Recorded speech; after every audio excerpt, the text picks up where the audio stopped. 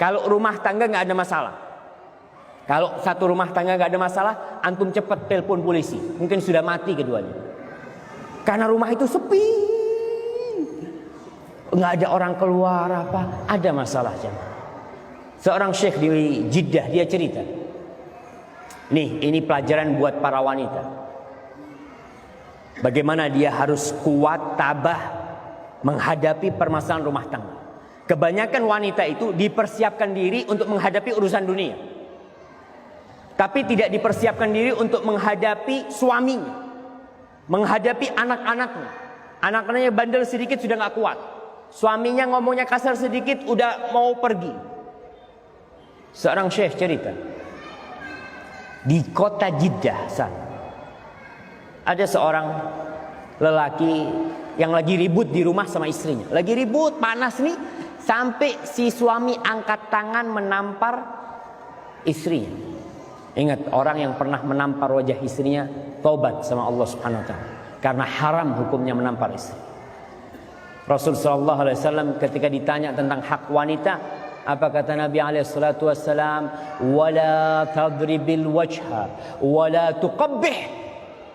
Kau jangan memukul wajah istrimu dan jangan menjelek-jelekkan istrimu. Nggak boleh suami, oh istriku kayak gini kayak gitu, nggak boleh. Mukul wajahnya haram hukum. Akhirnya karena ribut biasa, suami lagi ribut, ibu-ibu makanya kalau suaminya lagi marah, istri jangan jawab. Kalau jawab habis. Suami ini lagi panas nih, kayak ombak naik, tsunami. Bagaimanapun dahsyatnya akan berlalu. Badai pun pasti berlalu. Tinggal kita ketika suami marah, diem nih. Entar lagi turun, selesai. Tapi kalau badai itu kita hantam juga, hancur kita. Kita melarikan diri aja dari amarah itu.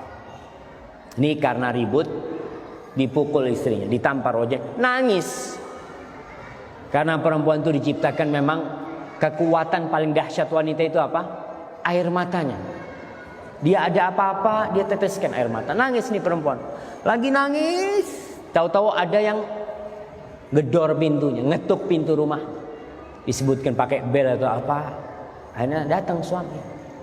Di rumah di situ kebanyakan ada kekernya jamaah ya. Di pintu itu ada apa? Ada lubang yang bisa untuk melihat. Di keker ternyata mertuanya datang. Mertuanya datang satu keluarga besar.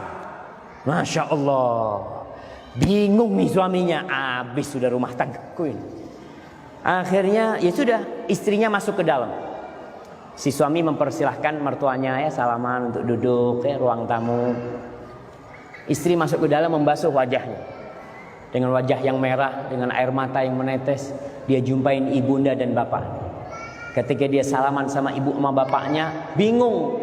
Ibu sama bapaknya, "Nak, kenapa kau nangis, nak? Ada apa kau menangis?" Apa kata anak itu?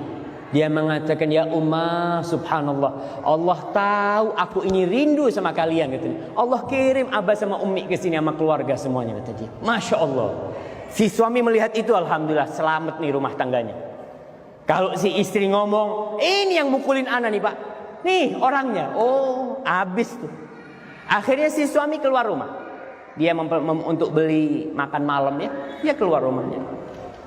Dia beli makan malam. Sebelum sampai rumahnya dia mampir ke toko emas. Dia belikan buat istrinya sabuk dari emas seharga 10.000 real. Sekarang itu kira-kira 34 juta. Dia belikan sabuk. Akhirnya dia pulang ke rumahnya, disiapkan makan malam ya. Udah mereka bersenda gurau makan malam sama mertuanya. Selesai itu pulang mereka. Nggak ada masalah.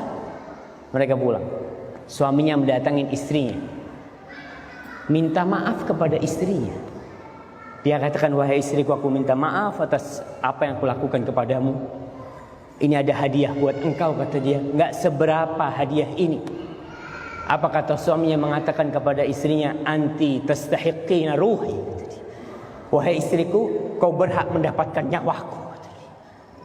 Begitulah seharusnya jemaah. Ketika ada masalah, istri tetap kunci jangan sampai masalah itu keluar lewat jendela. Jangan sampai masalah itu keluar lewat pintu. Dia yang tahu dengan suaminya. Dan dia insya Allah yang bisa menyelesaikan masalah di rumah tangga.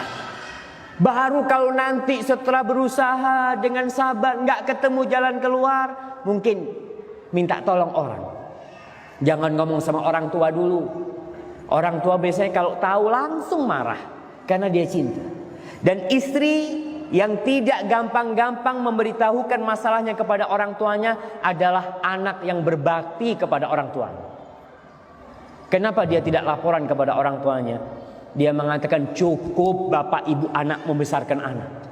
Cukup abah sama umi anak menyekolahkan anak, mengeluarkan uangnya untuk anak. Masa sekarang anak udah kawin, anak kasih masalah lagi mereka?